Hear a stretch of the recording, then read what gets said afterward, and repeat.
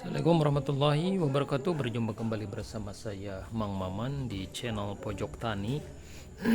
Oh ya, tentang anggur ya. Jadi satu hal yang paling didambakan oleh para penanam anggur ya adalah buah yang dihasilkannya itu maksimal dan berkualitas baik. Buah yang memiliki kualitas baik ya tentu saja kita lihat dari ukurannya dan kebersihannya barangkali ya. Eh, Mungkin teman-teman yang sudah pengalaman bertanam anggur ketika awal-awal menanam anggur pernah mengalami si buah anggurnya itu burik, busuk atau pecah-pecah. Nah, itu juga dulu pernah saya alami ya. Jadi anggurnya itu burik dan pecah-pecah. Ada juga yang busuk satu dua gitu ya. Nah, tentu saja itu masalah ya. Karena kalau misalkan si buahnya burik ya kemungkinan besar tumbuhnya tidak akan maksimal berinya itu.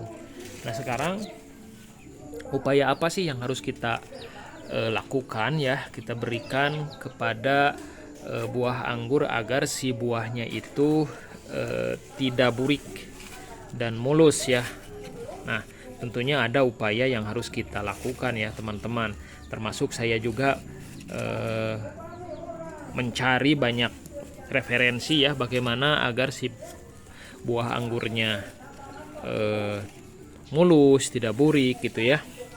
Dan bisa maksimal gitu ya. Nah, ada beberapa cara yang saya lakukan ya bagaimana cara memelihara si buah anggurnya ini agar tidak burik, agar tidak pecah-pecah. Apa saja? Dan agar tidak busuk ya. Yang pertama adalah kita harus memastikan bahwa si buah anggur baik pohonnya atau buahnya itu terbebas dari yang namanya hama jamur teman-teman ya. Jadi harus kita pastikan dari set ya. Ketika si bunga menjadi beri ya si berinya itu harus kita pastikan bersih, tidak terserang jamur. Kenapa? Kalau terserang jamur embun tepung biasanya ya kemungkinan besar ini yang saya alami itu si anggurnya pasti akan burik teman-teman. Meskipun kita berusaha untuk mengobatinya. Contohnya ini ya teman-teman. Ini anggur saya dulu ini sebenarnya dompolannya besar ya, tetapi dua ini bahkan tiga seperti ini ya kusam sekali.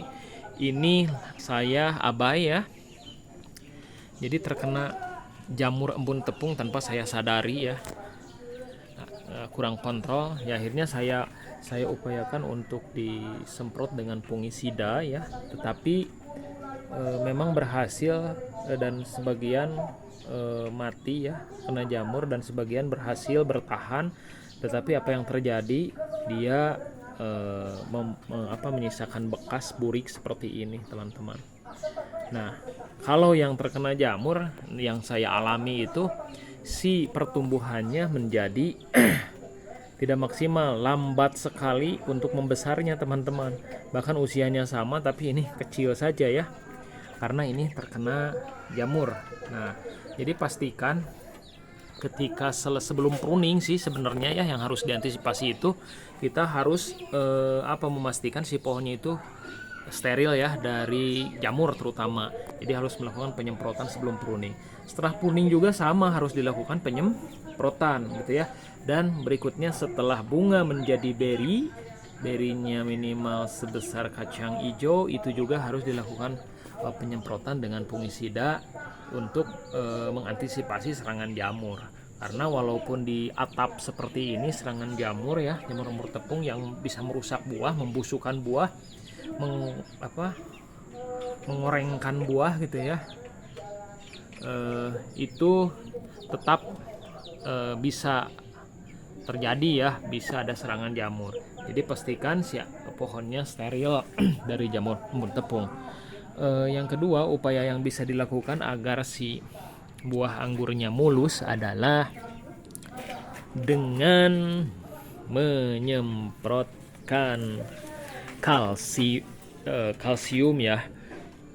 Saya juga ini resep dari para pengangguran yang sudah berpengalaman ya, bahwa untuk mengantisipasi bercak agar si buah anggurnya itu memiliki daya tahan ya terhadap serangan hama, dan si kulitnya agar lebih bisa menahan tekanan pembesaran ya, sehingga tidak pecah, adalah penyemprotan dengan kalsium. Saya pun mencobanya teman-teman ya. Jadi ini sering saya semprot, mungkin lebih dari 3 kali ya. Sering saya semprot dengan kalsium ya, dengan kalsium yang kalsiumnya merek apa saya lupa lagi. Yang penting yang saya semprotkan itu adalah kalsium yang kadarnya itu lebih dari 95% kalsiumnya. Saya semprotkan dengan dosis 1 gram per liter air ya. Kadang-kadang dicampur dengan pungi, kadang-kadang dicampur dengan pupuk semprot ya. Ini sering saya semprot dan memang benar setelah saya praktekkan ya, si buahnya itu tidak mudah pecah ya teman-teman, tidak mudah pecah. Ini juga sama, walaupun ada yang pecah-pecah sedikit, itu yang pecah itu biasanya yang kecilnya itu yang seperti ini ya, yang kecilnya itu sudah terkena hama jamur ya, sudah burik, biasanya mudah pecah ya. Tapi yang tidak burik, yang alhamdulillah dengan upaya penyemprotan kalsium tadi, alhamdulillah justru tidak ada gangguan sama sekali ya, mulus. Ya mudah-mudahan ini bisa sampai panen. Dan yang berikutnya untuk mengantisipasi pecah adalah penyiraman ya. Jadi kenapa biasanya pecah itu musim hujan? Karena mungkin terutama yang di grounding ya, karena mungkin si akar kemana-mana dan si akar banyak menyerap air hujan ya, yang banyak mengandung nitrogen, dan itu bisa menyebabkan si buah pecah. Antisipasinya ya harus banyak disiram dengan disemprot dengan kalsium si buahnya dan perbatangannya ya, dan daunnya gitu ya. Dan untuk antisipasi agar tidak terjadi pecah adalah penyiraman. Jadi kita pastikan si pohonnya tidak terlalu banyak disiram. Bahkan ini saya tidak disiram selama berbuah ini, jarang, 1 kali disiram ya di awal saja. Kenapa? Karena ini di grounding dan si akarnya sudah kemana-mana, sementara di sini masih musim hujan ya teman-teman. Nah, pemupukan pun ya yang dikocor itu ganti saja dengan pupuk tabur ya, agar untuk mengantisipasi si pohonnya itu banyak menyerap air ya. Kalau dikocor kan seolah-olah kita menyiram, jadi akan banyak cairan yang terserap oleh akar ya. Jadi saya biasanya ditabur atau disemprot. Nah, dengan upaya seperti itu ya kita harus kontrol juga ya setiap hari, jangan sampai si pohonnya itu terkena terkena hama ya, terkena hama jamur ataupun hama serangga ya. Ya, terutama semut yang suka bergerumbol gitu ya. Di dalamnya itu harus kita antisipasi, harus kita usir ya teman-teman. Dan penyemprotan ya, kalau memang misalkan kondisinya bagus, penyemprotan pestisida, fungisida maupun insektisida, saya sendiri jarang melakukannya ya. Karena kalau misalkan saya melihat pohonnya tidak ada gangguan bagus ya, pestisida dihentikan ya, penyemprotan pestisida. Kalau misalkan sudah ada gangguan di sisi lain, misalkan di bagian-bagian tertentu, ya berarti saya harus cepat melakukan penyemprotan.